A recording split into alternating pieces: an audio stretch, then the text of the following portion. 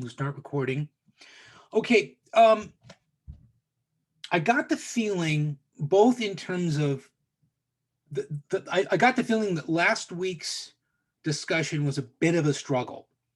Not for lack of trying, but that there seemed to be a sense, particularly with Benjamin, it's like, where is this guy going? What is going on here? And then I looked at those of you who actually began notes for Foucault or Derrida, and in particular, that that there's a sense that you don't know where to put them or how to interpret them, which is perfectly justifiable. So there are a couple of things I want to say about that, and then we're going to approach it a little bit differently today. First of all, I've spent most of the last week trying to find intelligible, concise analyses of their philosophical ideas with absolutely no joy. Okay. And the reason for that is there is absolutely positively no consensus among professional philosophers as to what either of these people, or Benjamin or anybody else is really saying, right? These are the kind of, contested senses of meaning and signification and everything that give philosophers something to do, okay? But for our purposes, they're not very helpful. And I know that a lot of you get very frustrated by the lack of precision in a course like this. Like, well, come on, what does this shit mean? What's the right answer? And it's not because you're lazy, okay? In fact, it has a lot to do with one of the kinds of, in quotes, violence that some of these philosophers critique. And that's what's known as epistemic violence. Okay, so we're going to be talking about that in its place. But here's tell me if this is right or wrong, right? Tell me. I think there are at least two challenges for you. One of them is a use of language that seems completely alien to you, a use of terms and a vocabulary that seem to offer no point of reference for your comprehension. That, I think, is the first problem, and I will start with the often almost surreal way in which some of these thinkers conceptualize violence, what they consider to be violence, okay? The other thing, though, and this is a very important part of any philosophy, is I think there's an even greater problem with an almost complete lack of context for this material. Why are these people thinking the way they are? What kind of world do they live in, as opposed to the world you thought you knew, sitting there at your dining room table staring into a webcam. Okay, so what I thought I would do today, because those are both perfectly legitimate questions that are asked far too seldom, I think, in classes like this. And those are things for which I can provide some answers. So rather than have us just slog and labor through, the specific philosophers, I want to remind you of the objective of the class. It's not, by the end of this class, I don't expect you to be able to give me, a comprehensive analysis of, Michel Foucault's philosophy of violence, or, Derrida's notion of, this singularity in the event, or any of that kind of stuff.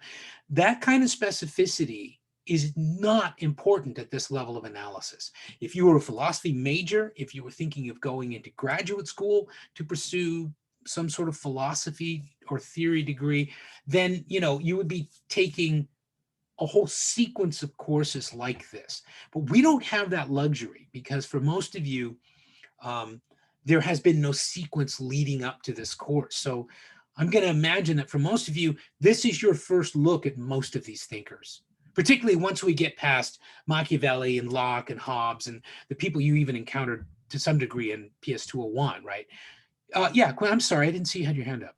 Oh no, I had just put it up. You're good. I was just gonna say that I feel like I have been struggling in like a unique way with this, maybe not unique, probably a similar way to a lot of you with this class, because I feel like the other political philosophy classes over the years have been like the very, like, the thinkers we did in chapter 1, like Simone de, I cannot pronounce her last name, but like Yes, thank you.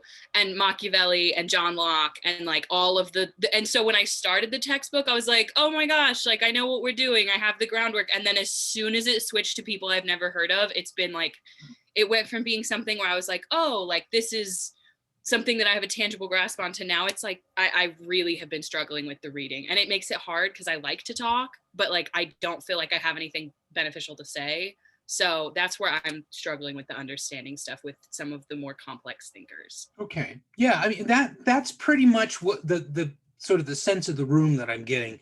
Certainly that I got last week. It wasn't that people weren't trying.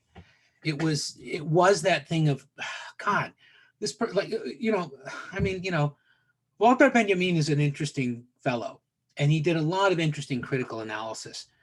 But I find myself just smashing my head against the wall sometimes, thinking, Walter, I understand we're translating you from German, but will you get to the point, please? And with Foucault is even worse for me. And Derrida is just arrogant and beautifully, elegantly arrogant in some ways. But I do find a lot of this stuff at first read to be impenetrable. Okay. What I'm suggesting is, okay, if you look at the way these later, let us say in aggregate, more or less postmodern philosophers are used and abused in contemporary intellectual life, you can't find two philosophers within 1,000 miles who are in agreement. You just can't, I mean, I got this wonderful couple of books by Wendy. I don't know if any of you have ever read Wendy Brown. She's a really super brilliant political philosopher who's done a lot of work on tolerance, the notion of tolerance as a sort of linchpin of liberalism and all that. And I'm thinking when I teach this class, because you change the subject every year, that next year I want to do something on tolerance and this whole, to get us back into safe territory that we understand, to start with, liberalism, and then shatter that by using Brown and some other writers to critique really the fundamental assumption of liberalism, which is tolerance. Yeah, Jonathan, got a question? I see a hand raised. Yeah. One sec. Can you hear me? Okay. Yeah. So was wondering something about not Foucault. I think it was Benjamin who talked about divine violence. Was that Foucault or Benjamin? Say, I lost you there. Divine violence? Yeah. Yeah. What about it? They didn't really explain what that means. They had that's right. We talked about that last week. That one of the problems, particularly with what you're given as excerpts of the work, is that the notion of divine violence is never adequately explained. I'm not convinced that it is ever adequately explained. They had a Zizek quote in there, so I was happy with it not making sense. Yeah, well, Zizek is famous for not really making much sense, but somehow being mesmerizing. He gets a lot of mileage out of not making. Well, but he does it in a colorful way. What I want to do again, though, is just for today, I'll try and drag these people in from time to time, as a neo-fascist imperialist American will.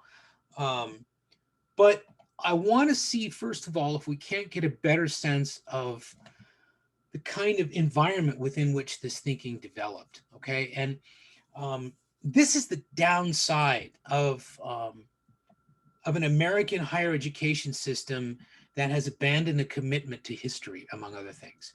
And I'm not saying that because political science is joined at the hip with history, and I'm concerned for my colleagues. They'll sort it out one way or another.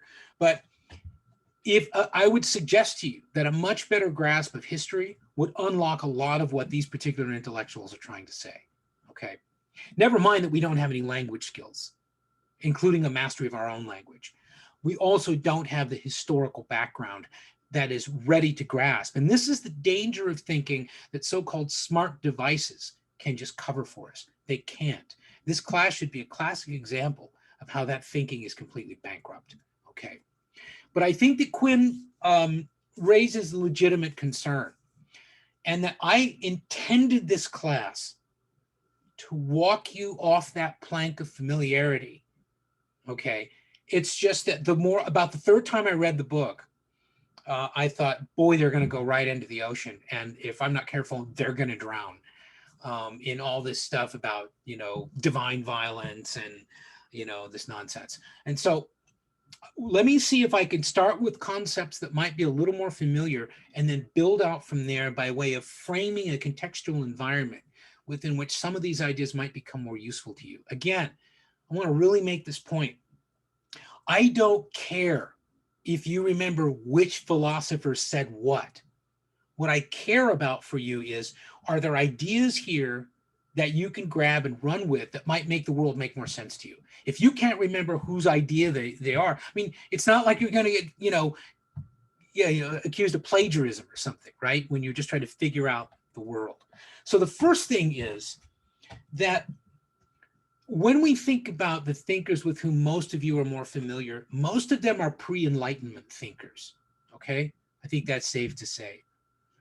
Okay, when I say they're pre-Enlightenment thinkers, what am I saying?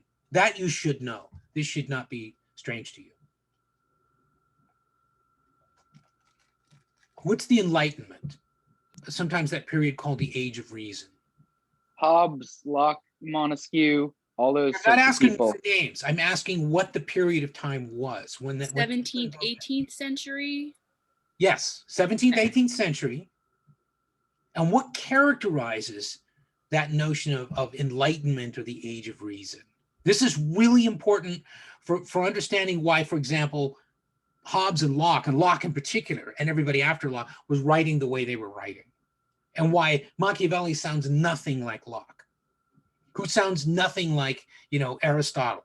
Wasn't it in part connected with the development of more Western philosophies, or was that, It is Western. Okay. The Enlightenment is a virtually exclusively Western. Okay. Yeah. So that's the first thing, is that this is a kind of hegemonic expansion of Western intellectual thought to become this is the point where it really, because of the Renaissance, we rediscovered the classical thinkers. We then distill those classical thinkers centuries removed from their origin, right? And what comes out the other end of that, I'm grossly oversimplifying, is this notion of the ascension of this thing called reason, okay? And so the Enlightenment or Age of Reason, for our purposes, the thing I want you to think about is something that's sometimes called sovereign reason, okay? And this is why, again, I don't use the word autonomy. The reason why I use the word sovereignty is because sovereignty implies governance, okay? Autonomy can imply atomization or isolation. I work in a vacuum. Sovereignty doesn't, okay? Sovereignty assumes that, when someone uses the term sovereign reason, this is the Lockean notion that insofar as you are governed by right reason, the human capacity to reason, you are and ought to be sovereign in the decisions that you make. The decisions you make about your own life and the decisions you make about your interactions with other people. Okay. So rather than it being, completely self-actuated, autonomous, you are a governing sovereign in a society of governing sovereigns to some extent.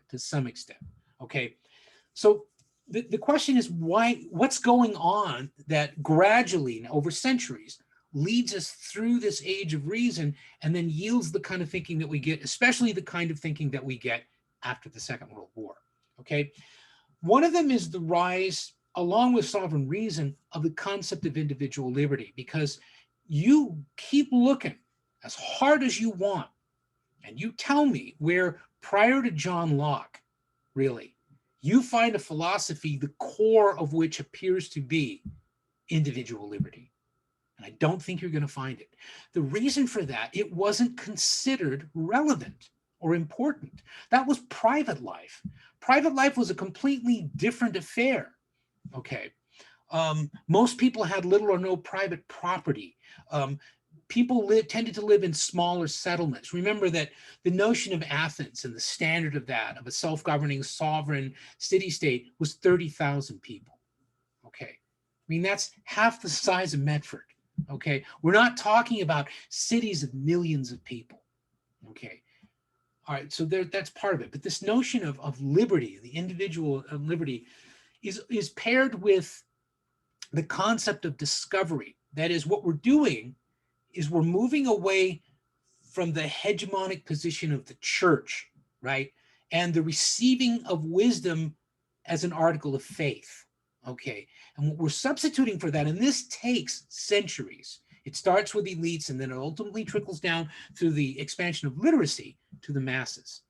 There is, by the way, this concept of the people as a kind of undifferentiated mass still, okay? But Locke is beginning to crack through that, okay? And part of that is this notion of the rise of positivism and empiricism, okay? That the world can be known through observation. Trust your senses, okay? Now, obviously, phenomenologists are going to tell you that's a little bit of a problem. Existentialists are going to tell you, that's a false positive, depending on who you read and how you interpret them. But at the period of time we're talking about, during this age of reason, there is this growing faith, not in fatalism and God's will and the mysticism of things, but in the relentless pursuit of discovery through empirical observation, okay? And the idea is, who's doing the observing? Ultimately, the individual. Societies don't observe, individuals do, okay? So scientivism, the notion of positivism, empiricism, the overall notion of progress is linked to the enlightenment of the individual. The discovery of the individual within themselves, right? That there is a world for them to discover, and that this happens spontaneously as part of the human condition. That's one way to think about the philosophical significance of enlightenment and the age of reason, okay? You also move toward what's called humanism, and that is not seeing unseen cosmic forces or God or the church as the center of the universe, but seeing the human in terms of what Marx would later call species being as being the center of the universe. That your humanity is the core of your being, not your connection with God or anything else, okay? And also of secularism, again, moving away from the idea that knowledge, authority, perception, reality are centered in the church, but they are centered in a secular, positivist ethos of discovery, okay? So does that make sense? If it doesn't, please let me know that it doesn't. Okay, and again, this is from, I would argue, probably the mid to late 17th century, all the way through the 18th century. Oddly enough, one of the things that displaces some of it is industrialization, because then you get into a very mechanistic model of humanity. Okay, but we'll get there. So what I'm suggesting is that philosophically, the influence of all this was to reconstruct the fundamental dilemma of political life for us. Prior to this, the fundamental dilemma of political life arguably is, what is the good society? What's a good republic? What is good? Even when you look at Plato's Republic, his is not a philosophy of the individual, right?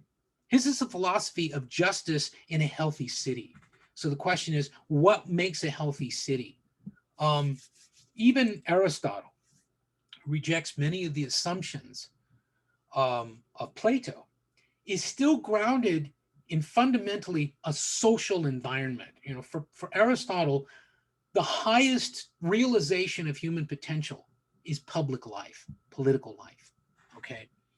And that's where human beings are at their maximum potential, okay? So these are all kind of questions of what's the good polity? What's the good society, okay? Increasingly, growing out of the age of reason, the Enlightenment, is this notion of a really different casting of the ultimate political dilemma, which is, what is the distinction between the one and the many? Okay, what ought it be? What's the proper balance? Or what in reality is it? Remember, because we're also driven by that commitment to positivism and empirical observation. So we're becoming less interested in, sort of clouds in the air, and much more interested in what we think are facts on the ground. And so I'm going to suggest to you that there were some some focuses on increasingly on these kinds of dualisms within politics. And one of them is between the singular and the general. You know, in other words, enlightenment tells us that, you know, the notion of, you know, thinking, therefore being. Well, if everyone's doing that, then you have an aggregation of singularities, okay? Every one of which is a thinking, observing individual. Does that make sense? Do you see how this is no longer an undifferentiated mass, for example? It's no longer just the faceless mob. All of a sudden, the philosopher is saying, you've got to get inside the individual perceptive apparatus. How does each individual perceive the world? How do individuals learn? How do we discover? What's the process of acquiring knowledge? You know, what's the nature of ontology and epistemology? You know, how do these things work? Okay, so that for purposes of political philosophy, okay, this is not, by the way, intrinsically democratic. I'm not at all saying that, okay? But what it is humanist, and it's situated in the individual, okay? If the individual is guided by sovereign reason, then we need to understand individual decision-making, and we need to understand individual action. Philosophers prior to this did not focus on individual action, except insofar as it was an aberration from the aspirational norm, you know? So this is less about normative philosophy in many ways, and it's more about sort of empirical philosophy to some extent, okay? So there's the singular and the general. Then there's this notion of the individual and the social. So what's the place for the individual, and what is the threshold where we move from individual to social life? Do you see how that's a fundamental political question? Because as an individual, you want to be sovereign in your reason and be guided by that. That's fundamental liberalism, okay? The notion of tolerance. Well, I want to tolerate the aberrations of my neighbors because they, like me, need to be respected for their sovereign reason. And their action should only be circumscribed when it is absolutely clear that they have abandoned reason, okay? But this assumes then that you've got, to a certain degree, again, it's not an undifferentiated mass of people and then some tiny star chamber of elites. All of a sudden, whether or not it's democratic, you've got thinking, sensing, reasoning beings, thinking as individuals. So the development of the individual, rather than being disparaged by classical philosophers, the notion of the idiot, for example, is someone who is detached from public life and is only focused on personal concerns. That was considered a fairly despicable way to live by the classical philosophers, okay? You can even argue that Machiavelli's Prince is admonished again and again not to do that. The prince cannot withdraw from public obligations and responsibilities, okay? But now what we're saying is we've carved out this philosophical place for the individual, but we also acknowledge the social. Quinn. Sorry, I have a really quick question. When you talk about the concept of the idiot, are you talking about the concept of the book by Dostoevsky, or are you talking about, oh, okay, because I was suddenly very confused with No, as I say, that is the old okay. classical Platonic notion of Sorry, that individual removed from public life and only concerned with private gain and, you know, and things like that. Yeah. Okay, sorry. When you said it, my brain. No, it's not meant to be an existential one, and I was all turned around. Yeah, it's different. It's different. But see, that's the kind of thinking that comes later. Dostoevsky could not have written in the classical period. He only was relevant. That's why I was confused, because I was like, right. Oh, yeah, okay, I'm good. Sorry. But that classic Greek notion of the idiot is the withdrawal from public life. Aristotle despises that. He sees it as you being stunted and not being fully developed as a human being. Okay. But we then also deal with the notion, really for the first time in philosophical terms, of privacy and a private life. If you read Alan Bloom's translation of Plato's Republic, he interprets Plato as being really kind of contemptuous of the private man, except insofar as the private man is a producer, because the producers of necessity have to occupy themselves with personal gain. That's their motivation for being productive. But what they're not, remember, they're not political animals. They have no political life. Okay. Okay. Because remember, he wants to do away with democracy. So he would depoliticize, the way of life for the vast majority of even free people within an Athenian society. Okay. But what we're talking about in the post-Enlightenment, more modern era is, oh no, there's a sphere of privacy guided again by sovereign reason.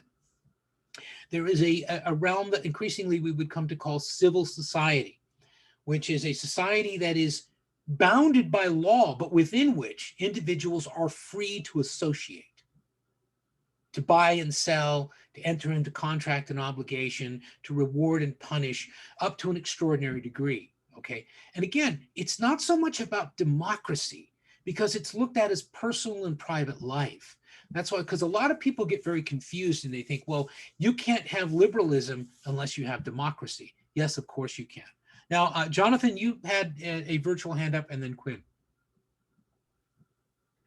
Are you saying, oh, God damn, are you saying that there was not the same kind of civil society in, for instance, like in ancient Greek polis? Yes, absolutely. Yeah. I know that they had like the ostracism practice and that was a lot of public ritual. You see the difference. That wasn't individuals freely associating.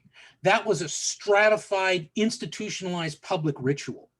In comparison to more modern notions of freely associating people. Right. So no, the concept of civil society really is, I would argue that it is a post-Enlightenment construct, philosophically, politically. So it would be more like people would only really associate with other people in their like class, their workplace, their neighborhood, and to do otherwise would be seen as like deviant or like class jumping or just like no, I don't you're think a weirdo. It doesn't need to be that. It could be that, but it doesn't need to be. The notion of of civil society, which wasn't really a classical concept, was individuals have sovereign reason, guided as they are by sovereign reason. A proper society, even a society under law, only really works and only is reasonable to the extent that it allows people to retain their private sovereign reason in most of what they do as human beings. Those concepts are not really developed at all in classical philosophy. They're ignored. Everything is looked at in terms of public ritual, public institutions, public behavior. There's almost no discussion of private life in philosophy. Now, you will find allusions to it in some of the more cagey drama or comedy and things like that. But even there, it's usually made fun of. It's usually made fun of. So, Quinn, what was your question? Well, you sort of half answered it in that one because your explanation you just gave to Jonathan's question helped with what I was sort of having trouble with. And I think I understand. I understand now the difference in what you're saying. And I don't want to jump ahead of you by asking the question. So if you just want to go back. Do it. Okay. If it's ahead, I'll say put a pin in it and we'll work our way up to it. So I understand now what we're talking about with the shift of the Enlightenment from the philosophy of the many versus the philosophy of the individual, and Plato's The Republic as an example of the philosophy of society versus John Locke and the philosophy of life, liberty, and property. Right. So I understand what we're talking about with the shift. And I your explanation to Jonathan just helped clear up my question about that. And so I guess where I'm confused is how exactly these theories of violence that are so convoluted and hard to understand, which part are we, which lens are we meant to be viewing them from? Because I feel like, I don't know if I missed like your thesis of what you were saying, but I understand now the shift of the philosophies, and I'm still having trouble placing like the stuff we were talking about last. Do you know what I'm saying? That's right where we need to be. That is right where we need to be. We're almost at that point right now, because the last thing that I'm going to mention here is the distinction between the personal and the political. Okay. So the notion of the personal is important because obviously in post-Enlightenment, thinking, sovereign reason, individual liberty, you have a personal perception of life. you have personal expectations of life, and you have a personal experience of life. Okay. But you don't do that in a vacuum. Okay. All of that is mitigated by the surrounding civil society, the surrounding political environment, the juridical environment, the law. Okay. So you're not, this is the distinction between someone who can be sovereign within a society and someone who's completely atomized or autonomous. Is everything that you do is mitigated by law. Okay. Because ultimately, the dilemma is the dilemma between liberty, the actualization of the individual, and security, the survival of the society. Okay. This is where we can understand a little more about, for example, a lot of Foucault's concerns. Okay. Because what happens, particularly in the midst of it at the end of the Second World War, okay, is that we have a kind of revolution in thinking, because a lot of the sureties of liberalism, for example, were shattered, especially in Europe and especially in Germany, because largely the Nazis were seen by many German philosophers, those who opposed the Nazis, were seen as a failure of liberalism, that there was something about liberal philosophy and the permeability of the liberal assumptions philosophically and politically that allowed the Nazis to seize control and brutalize, huge swaths of the world. And more importantly, to render completely decadent and irrelevant a lot of the assumptions and predicates on which prior philosophies have been built, a complete corruption of, or if not an annihilation of civil society, a complete corruption or annihilation of individual sovereignty, sovereign reason. Indeed, a system that almost by declaration was not run by reason, okay, that used, by the way, a variation of what might be described as divine violence. A mystified notion of violence, a mystified notion of the origins of the legitimacy of the Third Reich. Okay. Now, the importance there is it's fundamentally anti-rational. It's fundamentally anti-liberal. Okay. The struggle against liberalism dates back at least to, I would say, the mid to late 19th century in Germany. Okay. And the idea is that Locke was wrong. Okay. First of all, we may not necessarily be terribly rational or reasonable people. That in fact, irrationality may be a much stronger current in human existence than the Enlightenment thinkers wanted to admit. That Adam Smith was wrong, for example, when he cast an almost religious faith in the self-correcting mechanisms of market forces and the invisible hand and all that, because all of that was built on that fundamentally liberal notion of sovereign reason. Okay. So for a lot of these thinkers, and particularly people like Benjamin, but even a generation removed, people like Foucault, their confidence in that was shattered by the era of fascism. Again, even before the war, the era of fascism from the 20s really through the end of the war. Okay. And then the ascension of Franco's fascists in Spain, Italian fascism under Mussolini, and German fascism under the Nazis absolutely shattered those ideas that we figured something out. Because Germany in particular, intellectually, was looked at the absolute pinnacle of intellectual life. And yet, look what it yielded, a butcher shop. Okay. So the idea was that, in a sense, it's almost as though this was post-Enlightenment thinking in a way, but it still had that vestige of wanting to rediscover and wanting to sort out those tensions between singular and general, individual and social, private and public, personal and political. Okay, that those were very important. Those things had been annihilated by fascism because the left-hand column for all of them, singular, individual, private, personal, was destroyed. Okay, all that was left was general, social, public, political. Okay, in command societies. And again, after the war, you still have that persisting in not only, vestigially fascist states like Spain and Portugal, but you have the Soviet Union, and you have neo-fascism in Latin America, And so those models have not gone away. So the dilemma for these philosophers is, what have we learned? In other words, if Locke was wrong, does that mean the classical philosophers were right? Very quickly, no, they were wrong too, because they didn't anticipate fascism. Plato did not anticipate totalitarian domination. And yet, if you look at the Republic, it's a perfect blueprint for it. It really is. Okay. So the idea is, what were they observing?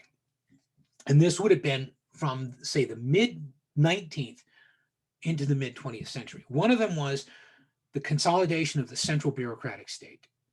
Okay. Again, you don't hear in Plato all the way through to Machiavelli, you don't hear anything about a central bureaucratic state. But hold on, let me make this point.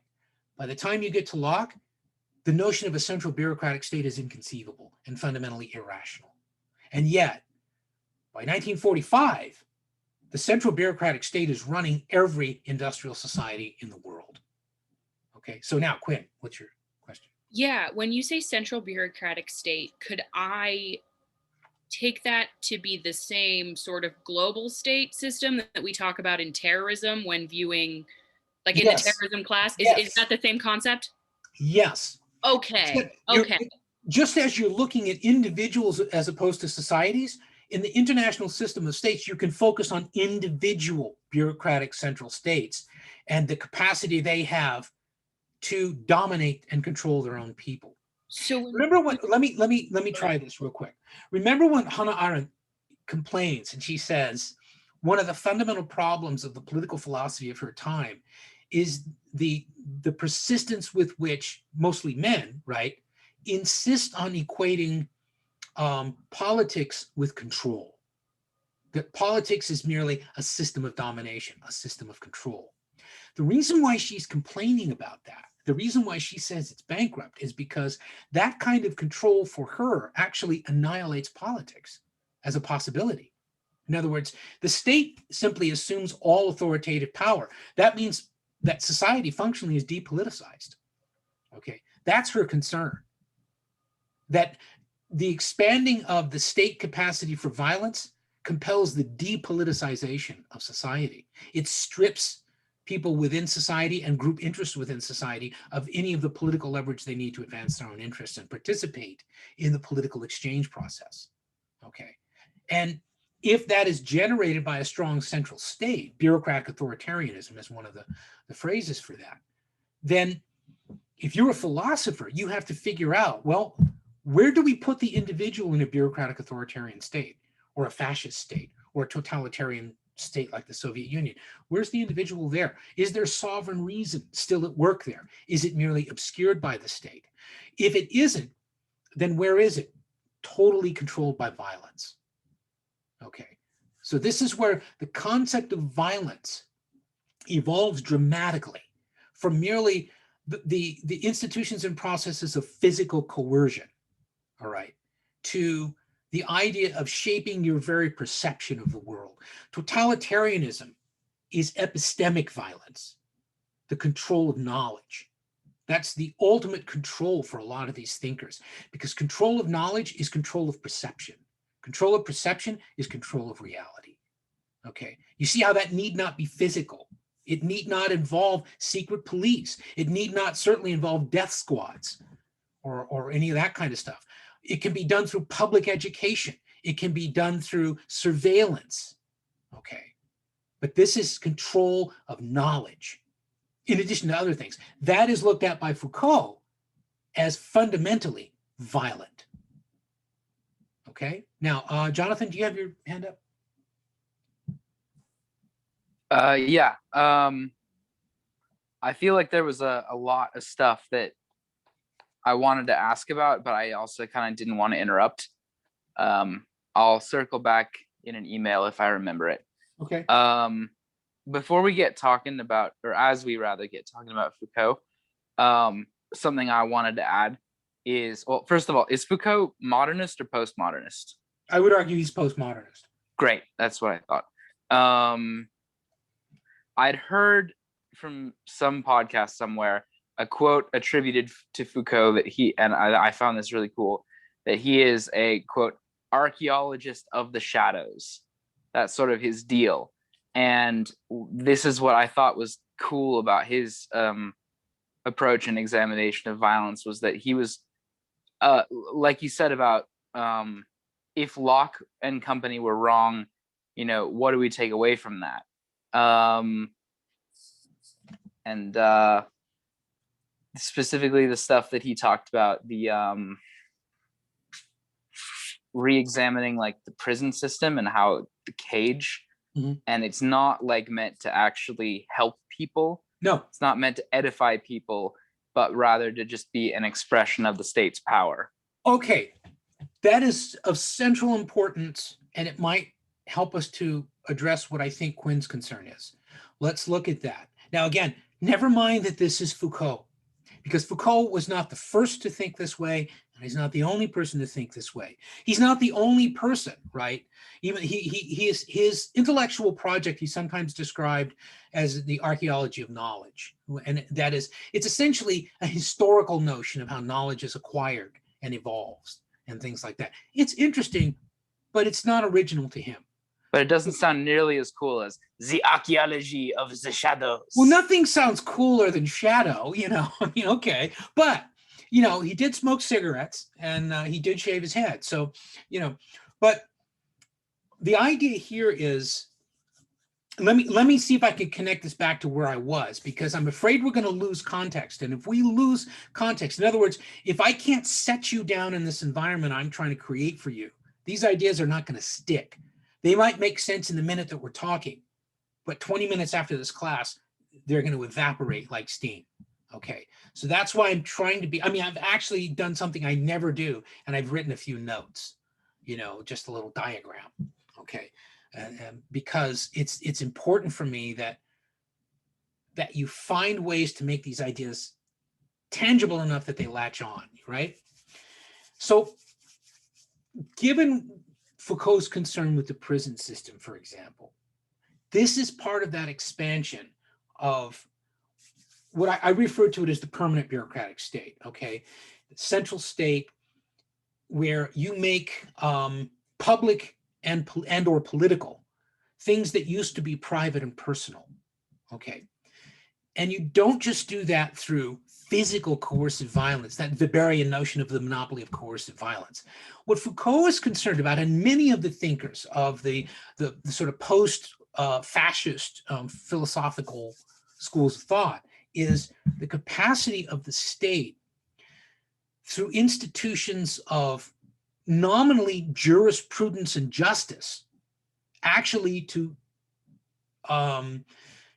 control a society through relentless violence. Okay. That is, they do violence to the sovereign reason of the individual. That the prison system is not supposed to, as Jonathan suggested, it's not intended to rehabilitate the individual. That is, to liberate the individual from even the deviance of criminality. It's really not. It's a way of taking the deviant individual and extinguishing that individual without actually killing them. That is, putting them away, but still being able to make productive use of them. Think prison labor, okay, things like that. But also that it's not even just the notion within prison of a cage or a jail cell. It's the notion, I don't know how many of you have ever actually been inside a state prison, but one of the first things that you notice if you go where, they won't let you walk out onto the floor because it's physically dangerous. It's a tier system, okay? And it's usually in the round. It's like a big mezzanine on levels. You've probably seen it in movies, okay? And so what you get is vantage points for unlimited observation and surveillance, okay? When Foucault talks about the panopticon, this is the concept, the idea of that which can see everything, okay?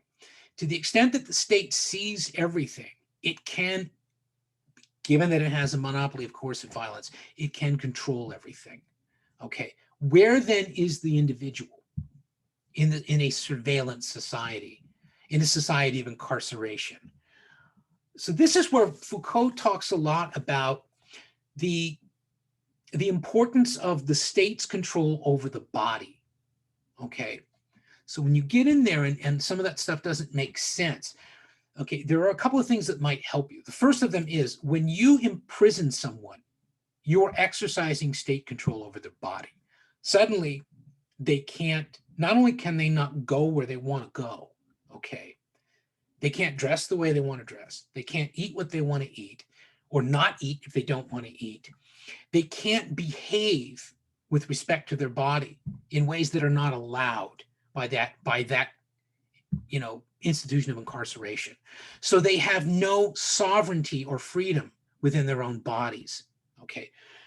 Now, if you, as some analysts of Foucault's philosophy do, if you read his use of body as conceptually meaning identity, right? Not merely the physical, the physical container of the identity, but actually the expression of that identity through the physical act, then what he's talking about is the state's capacity to control identity. Okay. So in other words, if you are incarcerated, you're a convict. That's your identity. As soon as you get out, you're an ex-convict because the institutions of the criminal justice system won't let you go. Every time you apply for a job, you've got to tick that box that says you were convicted of or imprisoned for a felony, and on and on and on. You see, this is the continued capacity of the state to exercise control over our bodies. Foucault sees this as violence. Okay. It's an open question as exactly why he would think of it as violence as opposed to control. But I'm going to suggest that one of the things that's kind of problematic about many of these thinkers is that they use violence in very interesting ways, and they use them in ways that have often little or nothing to do with physical pain or physical restraint. Now, Foucault does talk a lot about physical restraint, okay? And he talks a lot about discipline, and he talks a lot about the imposition of those things.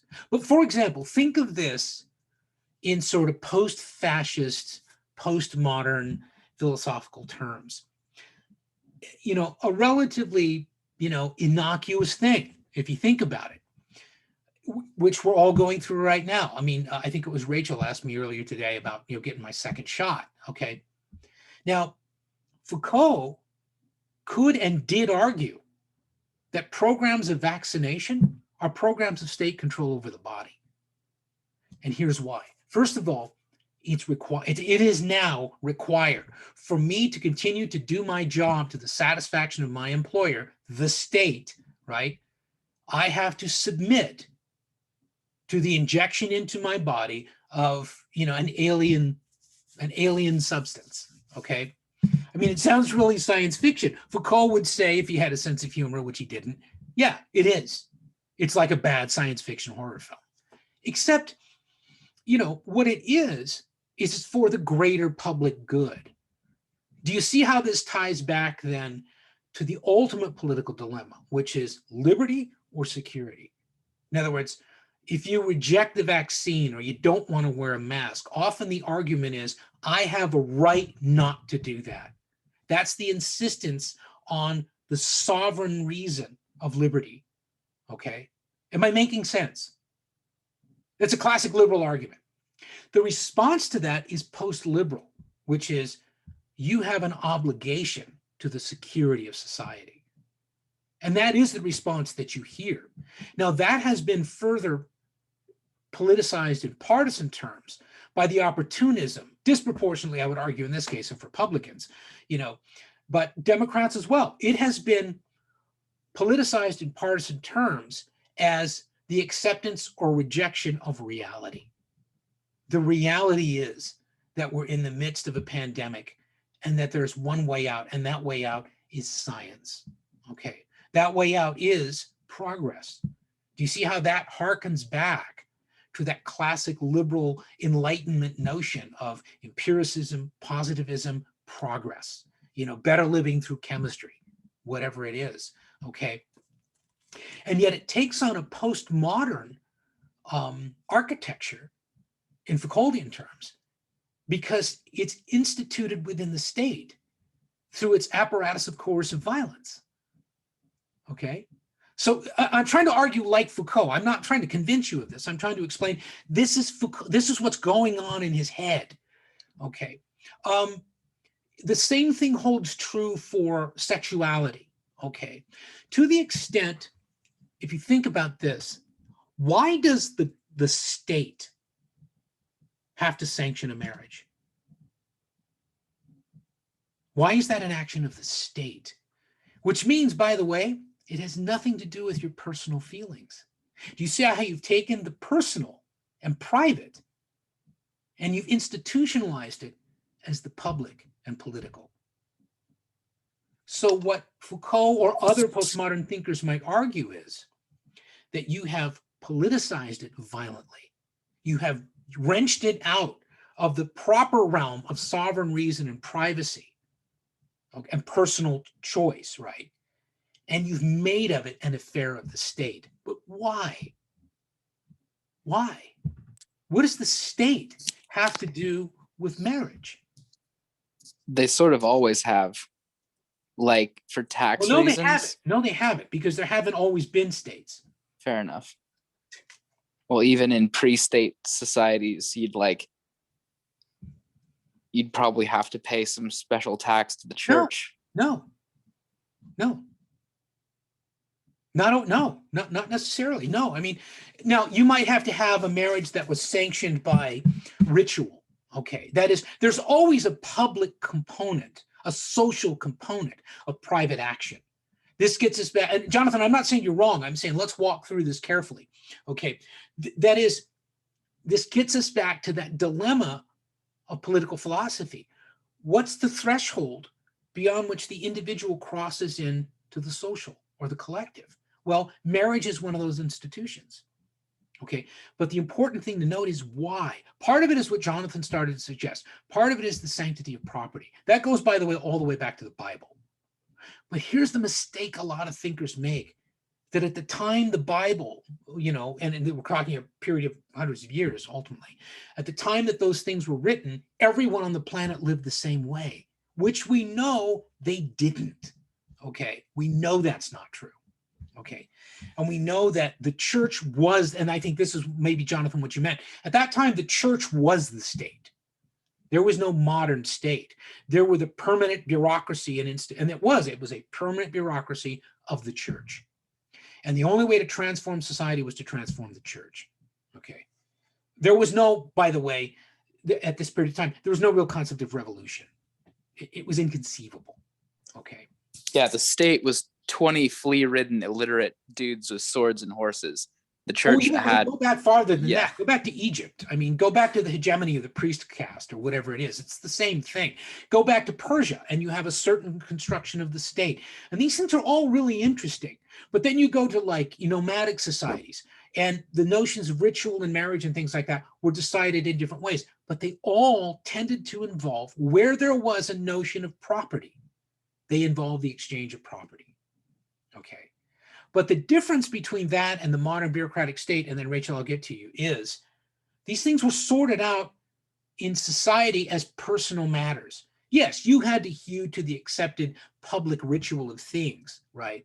But, and you could be ostracized if you did things wrong.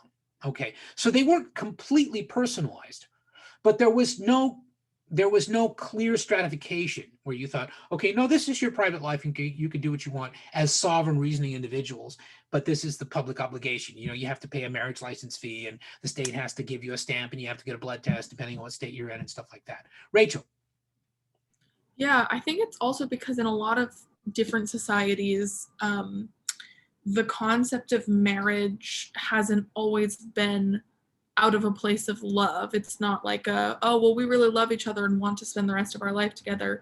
It's out of necessity, whether that be to connect to these two systems of royalty through this marriage and their children, or with, I think the term is endowments, when I'm going to marry, give you my daughter to marry and you have to give me this endowment. And it was more out of a place of necessity, and it was a contract, and it wasn't always from a place of love.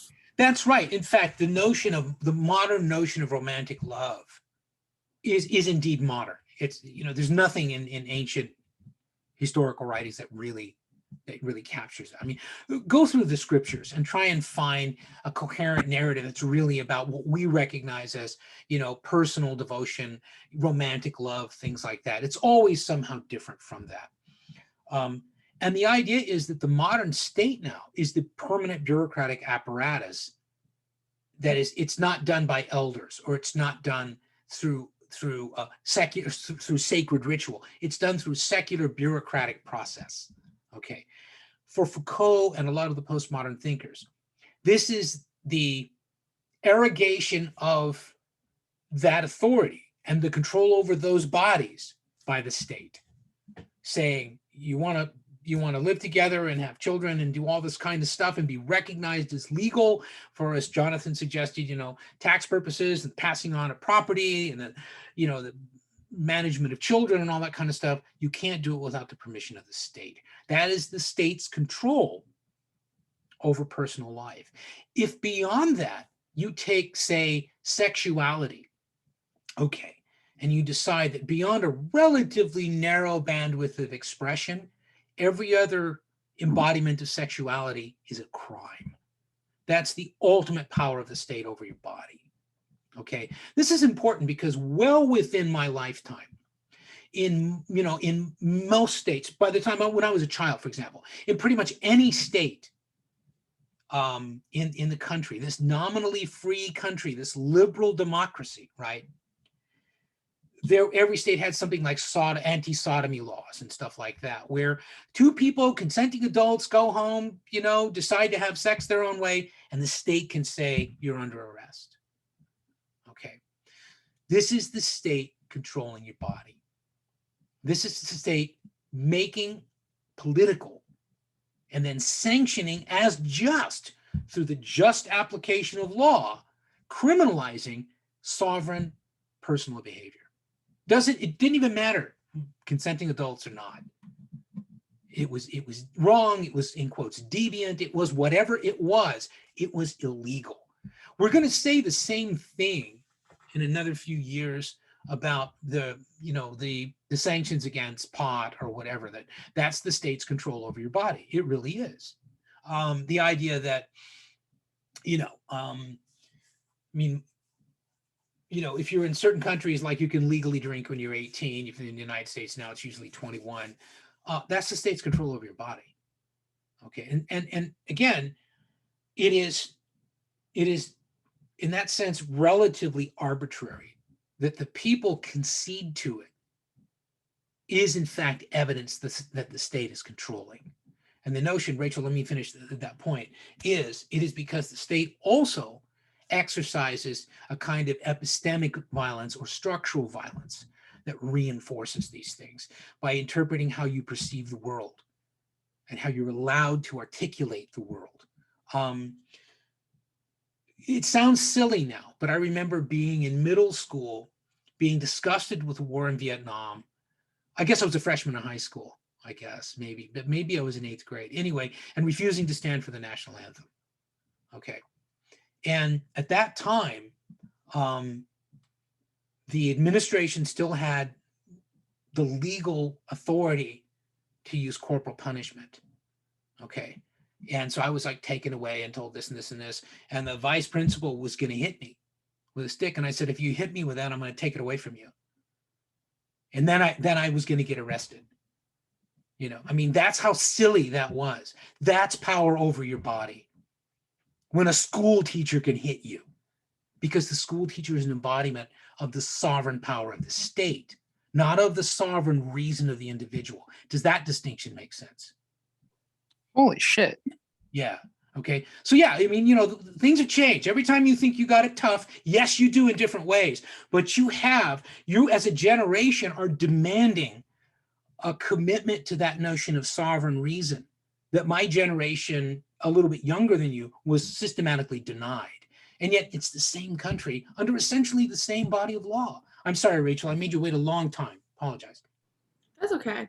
I was just going to say that, like wrapping back to when you had talked about the anti-sodomy laws and like that control over like over people, like you said, consenting adults. And I think it's interesting to see, like, especially nowadays, the way that we've shifted in using like the findings in Lawrence v. Texas to say like, well, how does that extend to things like incestual relationships that are between two consenting adults, and things like that. And then also how there's such like a difference in what laws like the state makes regarding our bodies that are now considered acceptable, but also which ones are now considered like unacceptable, like the requiring the vaccines. Like that's still a law over our body, but it's more considered acceptable nowadays than like laws regarding like what two people do in the bedroom and stuff like that. Okay, now the response to that from, say, certainly from Foucault, I would see also to a certain extent from Derrida and from some of the other, even some of the phenomenologists whose work I'm not that conversant with. But in this sense, I think there would be an agreement that the postmodern agreement is sort of that ultimately the liberal notion of limiting government through consent is turned on its head because the government has the extraordinary capacity to engineer or manufacture consent. Okay, that certainly holds true for most of the kind of postmodern European thinkers, right? That again, it's that idea of the power of that central bureaucratic state that is it's a transformative power.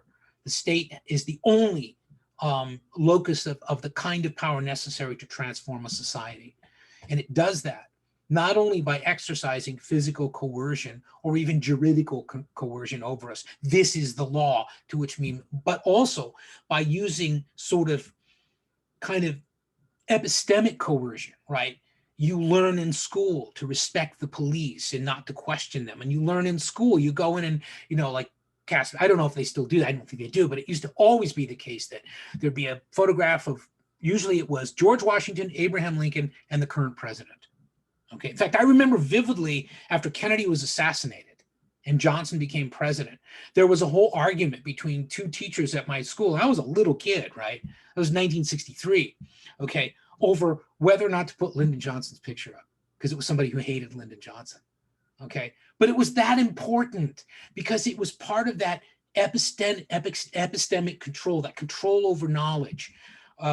Because most of the time, when we think of public education, we think of it in generally benevolent ways, right? It's like, oh, this is great, and your parents don't have the time and maybe don't have the wherewithal intellectually or otherwise, don't know how to teach you. They don't know how they learn to speak, or they don't know how they learn to count. They don't know how to teach those things. It is a skill. Thank God we have public education to do that.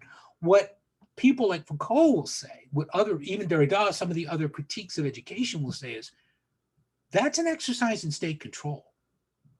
Okay, that's an exercise in totalitarian. Marcuse, for example, Herbert Marcuse would argue that the power largely of the state, the totalitarian state, to control language and meaning, that's epistemic violence. That is, if you control meaning, you control reality because you control the perception of reality. This is why the whole thing now about the so-called big lie about the 2020 election and that kind of stuff is so dangerous because first of all, it's being done recklessly. It's being done by a lot of people who aren't even thinking about real concerns about the integrity of the American electoral process that go back 2 centuries. They're thinking in strictly partisan terms, whether they're Democrats or Republicans. I guarantee you, if the Democrats had felt themselves to have been screwed out of another presidential election, they would be the ones probably crowing about the fix being in. So this isn't just Republicans. It also is the dilemma of a state that is contested by 2 minority parties, right? And neither the Democrats or the Republicans constitute a majority, okay? That doesn't fit into the liberal model of consent, right? When you can lose an election by 3, 4, 5 million votes and be declared the winner, how is that an exercise in consent? If it isn't, then what happens to liberalism? It's exploded. By what? The coercive apparatus of the state. In this case, dominated by a political party. Jonathan. Going back to what you were saying about education, there's a really fun quote. I think it's from some kind of fiction thing, but talking about the church specifically, about how it was more efficient to pay the salary of one minister than to install police barracks in a city, because the minister can put a policeman in everyone's head. That would be an example of, let's say, I don't want to use the word, I think the word violence is often misapplied here, except that I know it's largely metaphorical, but let us say epistemic coercion. Yeah, The church- that exactly. This links back, Jonathan, to your prior point about marriage, that as the state emerged and assumed control over the terms of marriage, the terms of the dissolution of marriage, when it began to displace the church, right? Okay. It reinforced that, not at the barrel of a gun, right? But by facilitating, particularly in the United States, this free exercise of religion, it sort of franchised out a lot of the institutional apparatus of control of knowledge to churches, as long as they stayed on the same page, which was obviously, no polygamy, make divorce problematic, don't make it, in other words, as the United States has secularized more and more, one of the things we notice is a significant increase in the divorce rate. You know why? Because the church doesn't scare anybody anymore. I mean, I grew up at a time when the church, the Protestant churches, or even the Catholic Church, were the primary engines of censorship in the United States, not the government, okay, but the church, okay. Your generation isn't scared by the church. I'm generalizing, right, from generation to generation, but you are much more secular, much less religious than any generation in the history of the United States, as far as we can tell, okay. That's important, okay. What I want to suggest, though, is that sometimes this emphasis on the state as exercising coercive violence, as we describe it, misses the important power of the private sector, particularly but not exclusively in the United States, okay? That, yeah, we've been talking about the formal political institutions, but I want to borrow a little bit from Hannah Arendt here and say that we don't want to fall into the trap of assuming that all politics is about state control, okay? What about the fact that in the United States, think epistemic violence, right? Overwhelmingly, the media from which you do most of your learning, which, by the way, are not education, the media from which you do most of your real learning about the world are controlled privately. They're not controlled by the state. They're hardly regulated by the state. Okay, that's important. There is no ministry anywhere in the United States that controls what is printed. None. There is very little control over what goes onto the airwaves. Very little. The FCC only has power when people demand it to do something, and even then that power is pretty limited. And it's less now, arguably, than it was. Okay. But most of that, like the FCC, was really created as a coercive architecture to be put in place to protect the major networks. That is, as private interests, as sovereign interests, but also as sovereign producers and mitigators of knowledge. Okay? So it brings us to this notion of the expansion of private capitalized sources of information. We learn a lot of what we learn about the world from private entertainment industry and private, in quotes, news industry. That's not the state. And the thing is, the government in the United States knows that. And so increasingly, even the people within the state, the occupying government of the state at any given time, will frame things in the language and concepts that are common to the vernacular of generational usage. They'll use slang. Now the big thing is to invoke hip hop or something like that, to look cool or something like that. But you start to realize most of America doesn't know how its own government works. Why not? Because it doesn't make for interesting television. It doesn't make for a very interesting movie. That wasn't always the case, but it is now. Okay, so I think a lot of the times when you hear, understandably from Europeans, the locus of power often centered in the state, Foucault does this a little bit, but it brings in the notion of culture critics. And this is where, like, the Frankfurt School is important. Their idea is the manufacturing of commercial culture. Okay. Adorno and Horkheimer did an extensive project on what they call the culture industry. Okay. This isn't the government. Okay.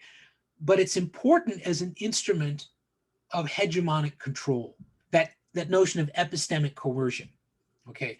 Because if there are commercial entities, private entities for profit, that determine what music you're going to hear or not hear, what plays you're going to go see, what film and television will be available to you or not, okay, then they exercise extraordinary control over your thinking and over information, both in terms of the information you get and, more importantly, the world within which that information is contextualized.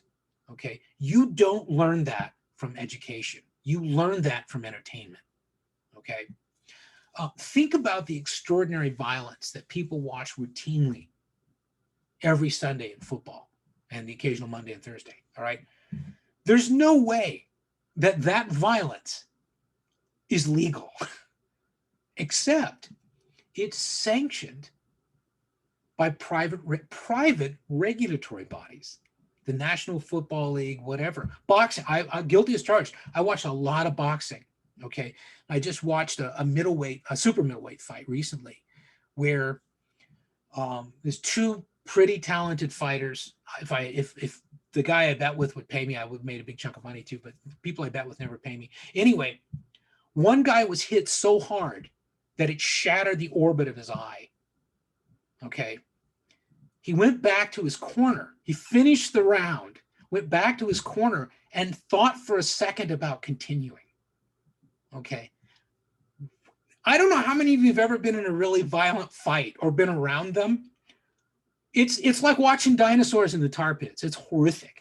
And yet we'll watch that in boxing. Not only will we watch, we will pay for the privilege of watching two people, and by the way, increasingly women, beat the living shit out of each other. Okay. You know why? Because it's legal. You know why? Because private sovereign bodies say so. Now, are they sanctioned by the individual states? Yeah, by the individual states. So that, for example, you might not be able to pass the physical to get a boxing license in California. Cross the border into Nevada, they might be more than happy because they know they can, Vegas can make money off that fight. Yeah, you can fight, sure. Brain damage? Nah, don't worry about it. Detached retina? No problem. You can fight with one eye. I mean, all this kind of stuff. It's ridiculous. And then, of course, people invest millions of dollars in gambling on these things. Now, the important thing about that is control over people's bodies, whether you like it or not. From the point of view of a Foucauldian analysis, that would be controlled violence. That would be control over the bodies of the fighters, because they're convinced that the only way for them to escape whatever poverty they're in or anything else is to get in the ring and beat the living shit out of people. Okay. And to the extent that they internalize that as a value, they pass that on to their cohort. They pass it on to their families. They pass it on to their fans. They pass it on to everybody. This is a way out for you. Learn to beat the shit out of people. Okay. It's the same thing. Look at the way that sports leagues advertise the military. Okay. Now remember, they don't have to. They're not the government, but they do all the time because they're reinforcing the idea of legally sanctioned violence. This is a good thing. Be all you can be. Be an army of one. All this nonsense. They never tell you, go to South Asia and run the risk of being, blown to pieces by some pissed off hill person who just doesn't want you there. That's not a real good sell. But be heroic, be noble, get cool gear, be just like you're in a video game. Yeah. Where do those knowledge frames of reference come from? Those little epistemic nuggets, they come from the private sector. They come from private entertainment, private video games, private music, all kinds of things, private fighters, and on and on and on. So do you see what we're dealing with? That is, it's a culture of violence. Suddenly we go from, oh no, we're a liberal democracy and we really value, the individual and diversity and all this kind of stuff, to like, yeah, that's a lot of horse shit. Where's the money? The money's in violence. The money's in coercion. The money's in control. Okay, so that's the world within which this kind of thinking comes out. Even things like psychiatry, for example. Foucault has this dread of psychiatry, in part because of his own horrific experiences with psychiatry, but also because of the kind of cult-like status of, this nominally empirical science of psychiatry, much of which is gibberish, and also because of the intersection of essentially private psychiatric knowledge with the coercive apparatus of the state. Psychiatrists and therapists as expert witnesses in a trial that's going to put somebody away for life or execute them, things like that. The decisions made as to whether or not to deprive somebody, again, control over their body, to deprive them of their liberty, decided by what? Privately licensed, or publicly licensed, but privately practicing psychiatrists, maybe.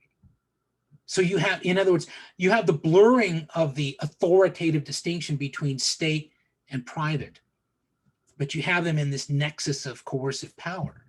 That's the danger. For all the benefits of psychotherapy or, whatever, there's this terrible risk that you're ceding some or all of your sovereignty, your sovereign reason, to nominal experts who may not have any idea what they're doing, or who may just want you to stop resisting, And so, so everybody, if you used to go into the institutions where people were essentially warehoused, everybody'd go around at 3 o'clock in the afternoon or whatever, and they'd get their lithium or they'd get their whatever, because they remained docile. Did it help them? No. You know who it helped? The people running the institutions. Because they had this simulacrum of sanity, which was simply order and control. That's what Foucault's terrified of. Does that make sense? Okay, but the thing I want you to think about is they're taking these things, many of which we might think of as personal or private, and saying, no, these are questions of power. And if it's a question of power, it's political. And if that power is reinforced coercively, it's political violence. Okay? So are there questions? That's a lot, but I wanted to just think, well, let's get some background here. Let's set the stage a little bit, because the book really doesn't do that. I think they assume a lot of prior knowledge, and maybe that's not fair. What do you think? Yeah, I would agree. I feel like it's a lot of you really have to sit down and read it, and you can't jump anywhere in the book, or else it doesn't make any sense. No. You really have to linearly be reading it and make sure that you're in the space to be processing all of it, or it just doesn't make sense. I think the other thing, unfortunately, for those of you who have demands upon your time, is that the best way to get through this material is simply use the book as a kind of schematic guidepost. The advantage we have for all the coercive power of technology is you can Google any of these thinkers, any of these concepts, and there will be reputable sources. Here's the problem, though, because I've been doing this the last couple of weeks, and I did it all summer when I was originally writing this class. You won't find any two thinkers that really plug in and agree. And also, most of them are just as opaque to understand as the people you're trying to make sense of. And so this is why I say, not just for purposes of the class, although definitely that, but just in general, I'm not concerned at all about your ability to cite chapter and verse of the individual thinkers. I want you to look at this class as an introduction to ideas. And it's the ideas that are powerful. Foucault is nothing, okay? It's the ideas. And the ideas might be shit, but they might be useful. I don't care if you, and obviously, if you're going to quote from somebody, yeah, you need to cite them and follow some sort of academic protocol, epistemic coercion, but I don't want you to obsess, right? I don't want you to get bogged down in thinking that you need right now today to understand exactly what every one of these thinkers is saying, because you can't. I mean, I've been doing this a long time. Now, again, I don't have a PhD in philosophy. One of my fields at the PhD level was political theory and philosophy. Most of that was theory, and most of it was Marxism. Okay. And so, you might say, well, then what the hell are you doing teaching this thing? Because I understand the ideas. I don't care about the individual thinkers. I'm not one of those people who's into a cult of personality. I don't think, as my mother used to say, I do not think they are cute, smart, or funny unless their ideas hold up. Okay? Some of their ideas are junk. Some of their ideas are fascinating. Like I mentioned Adorno and Horkheimer. That notion of the culture industry is fascinating. And it became relevant for me before I went to college, when I started to go out and work in performances and stuff, and started to get backstage and see how, performances in San Francisco and things like that worked, and where the money was, and how the actors were treated, or how the musicians were treated, or whatever. And I started thinking, this is a business. This isn't, I went into it naively at the age of 19 or 20 thinking, I'm going to do like some art and stuff, man, and I'm never going to cut my hair again, And then I realized this is a business. These people are serious as a goddamn heart attack, which is when I started to experience stage fright, because I'm not a businessman, So, it's the ideas that matter, okay? If you can connect them to a thinker, well done. If you can't, that's not important. If you grasp the idea and can apply the idea, we're going to talk in a little more detail, probably next week. I think we might take some time next week to talk about a little bit about what the architecture of your completed written assignment might want to look like. Okay, because I got the feeling, I mean, we're halfway through the term. We'll be a little over halfway through the term next week. I think we maybe need a week to get a little rest from the book, But I don't want your thinking to be driven coercively by the content of the book. I want it to be stimulated by the ideas in the book, okay? So what I really want you to focus on are the ideas. And if they don't make sense, then, maybe we can clarify them, or at the very least, we can decide, what, for purposes of what we're doing right now, we can set that aside. But I think it is important to understand contextually the kinds of significant transformations that led to the kind of thinking that we're seeing now, as opposed to what we saw 500 years ago, or even 100 years ago. Okay? Does that make sense? Or, I can never tell. Yeah. For somehow when you're in the same room with people, you get more of a sense of whether or not they're baffled or sort of getting it. But when you're just looking at, screens, it's kind of like, I don't know. I hate this. All right, then. Anything else? Any other questions, comments? Try to make some notes. And again, these notes can just be personal reflections. You don't have to worry about getting things right or wrong. Just, I'm interested in your thinking. Okay? Anything else? I don't have anything related to the class, but I was wondering if I could make a brief announcement, Bill. Oh, shit. I am really sorry. I completely forgot about that because we did it yesterday. Yes, of course you can. Thank you. I just wanted to let you all know that currently ASSOU elections are happening. So polls are going to open tomorrow, and you'll all get an email to your student email that has a link for you to go in and vote. I'm actually currently running for ASSOU president with my amazing running mate, Mason Healy Patterson. And we're running against Phoenix Ramirez and Gabrielle Slyfield, if you know who they are. And if you want to keep up to date, like on the whole election process and all of that, you can go to the ASSOU election website. And then if you want to specifically keep up with our two campaigns, Mason and I have an Instagram and a Twitter that's just Baker_Healy. And then Phoenix and Gabrielle have an Instagram that is P_Ramirez_G Slyfield.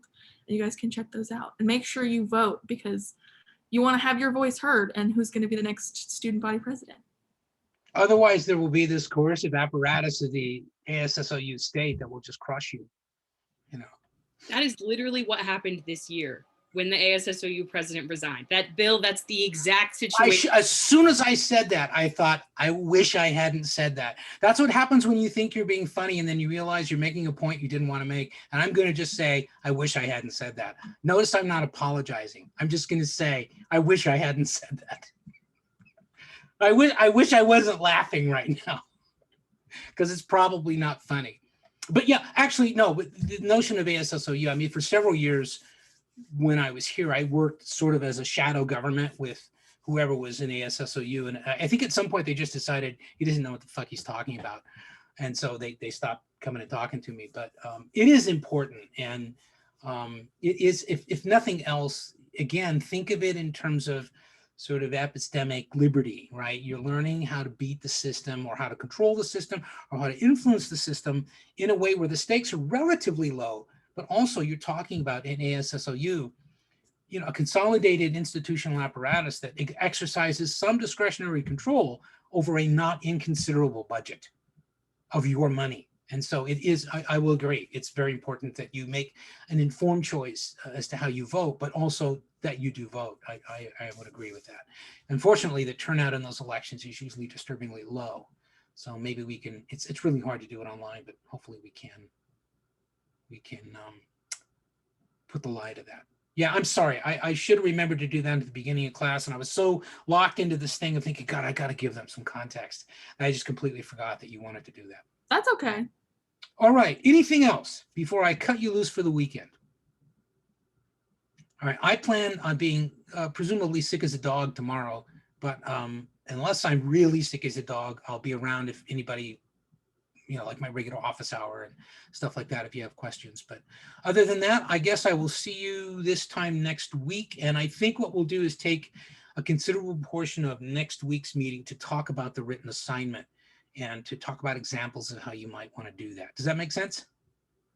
Just seems like it's about time to do that because the rest of this term is going to go by fast. You know. All right, then I will see you next week. Have a good weekend.